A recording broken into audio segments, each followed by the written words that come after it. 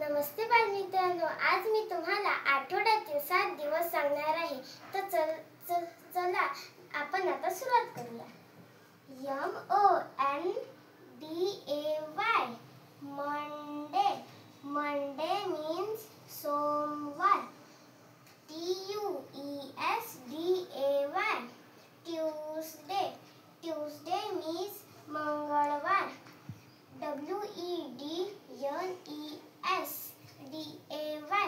Wednesday. Wednesday म्हणजे बुधवार.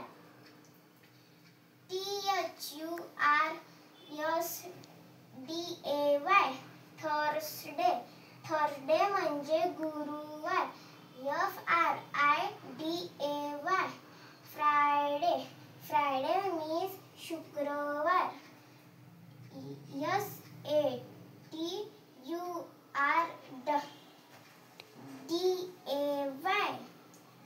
Saturday. Saturday म्हणजे शनिवार.